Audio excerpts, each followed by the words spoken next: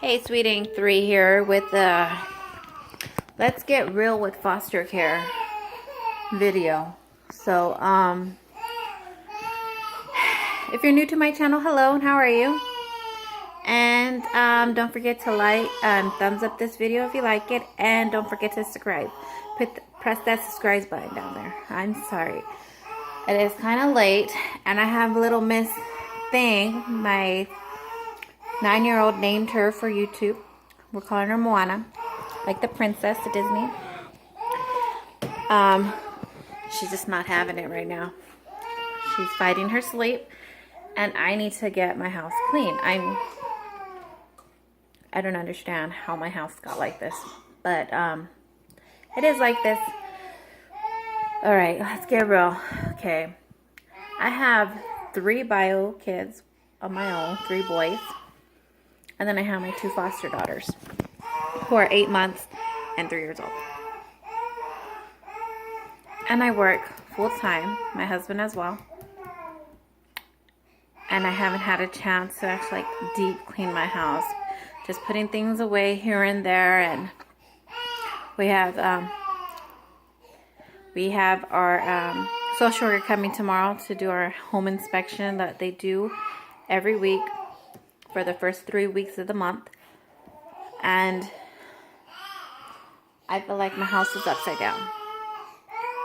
So, getting real with you about how hard it is to have time management with work, 5 children, housework, wife work, mommy work, you know. I am exhausted. I am. It's hard work. Make sure everything's done to the T, you know.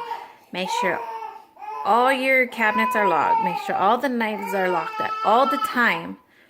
I make sure all the medicines which are locked and out of reach for the children, which is always is anyways. On top of that, I have to have visits for mom for both of the girls, visits for dad for one of the girls, and soon to be visits with dad for the other one. So that's 3 visits a week going to be happening. Right now we're doing 2 visits a week.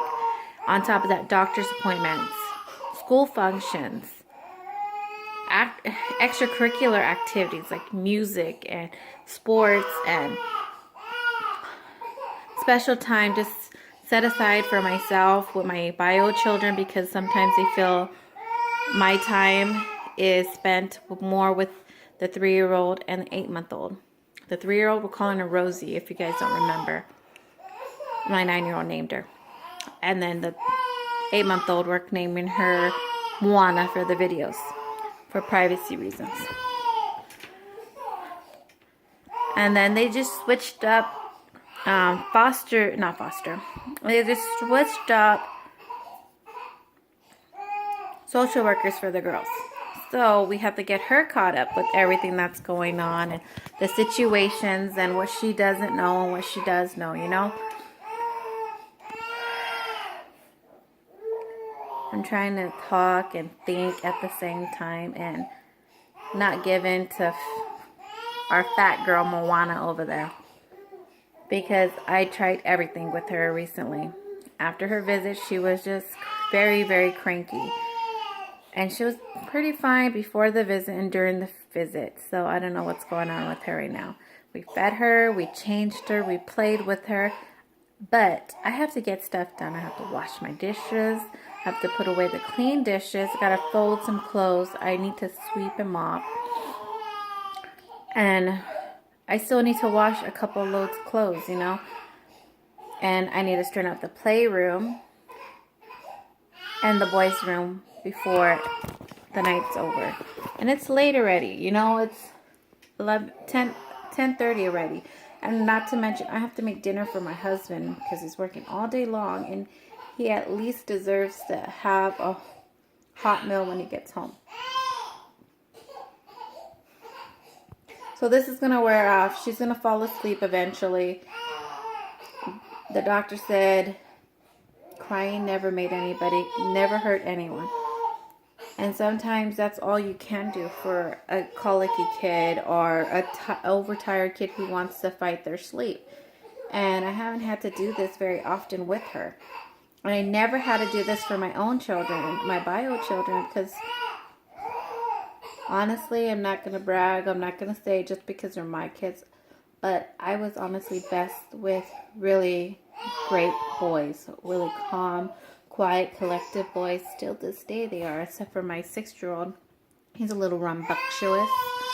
But that's compared to other calm, collective boys, you know?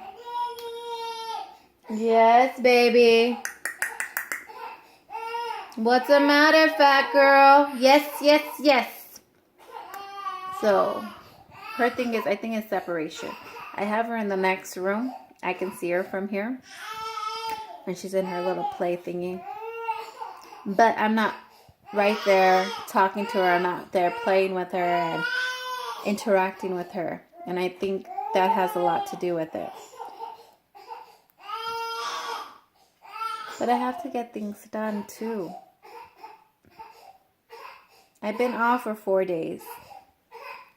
But it felt like I've been working these 4 days, making sure all my paperwork's done for the first monthly visit for the social worker.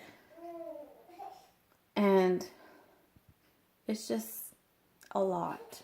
You know, those who are looking into becoming foster parents, you know, don't let this discourage you, because it's not like this every day. And it's not like this for everybody. This is our first time, our first placement. And so we have to learn more with our time management. Because having a little kid in our house, yes, all we want to do is sit there and play and put away all the things we need to do to the very last minute. And that's the kind of person I am anyways. I'm a very big procrastinator. And if it was up to me, I would have a nanny, not a nanny, but a cleaning lady come in every other day. But I don't got it like that. If I did, I would be so much in heaven. Maybe I should look into one.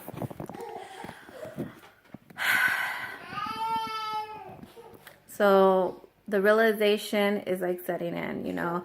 I spoke to a social worker, their social worker, and I asked them, you know, I know mom's working really hard, and one of the dads to the girls are working really hard on getting the kids, you know, and I don't see this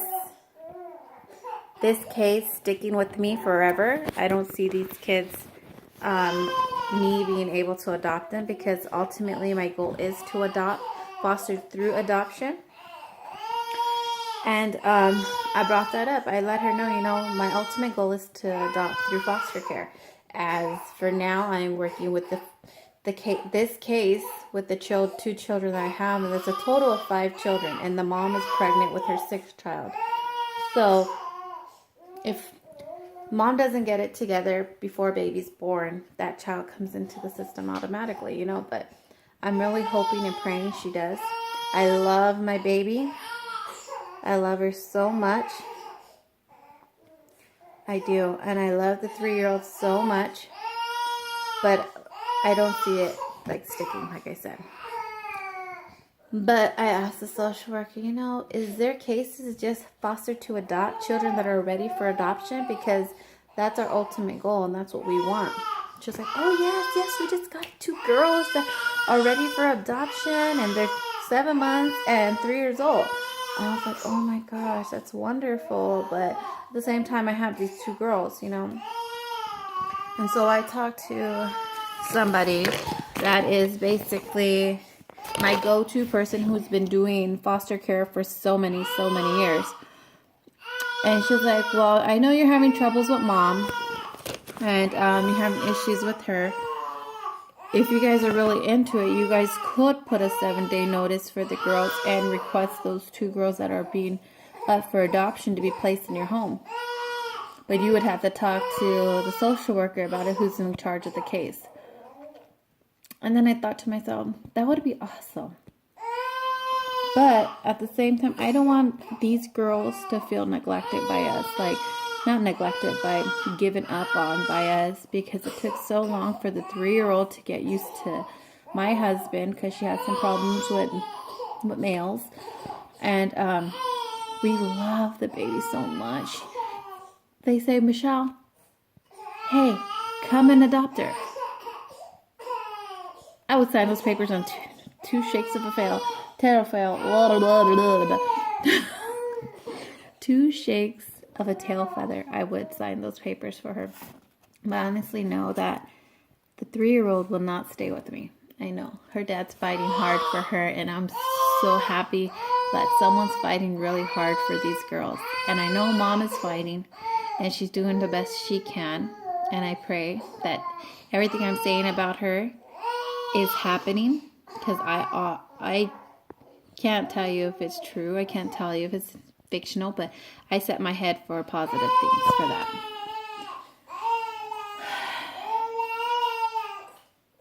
It's been 11 minutes on this, and she's been crying the whole time. So I'm gonna go and play with her and try to put her to sleep. That should have got her pretty tired. Until next time, you guys, I will get real again later. Peace.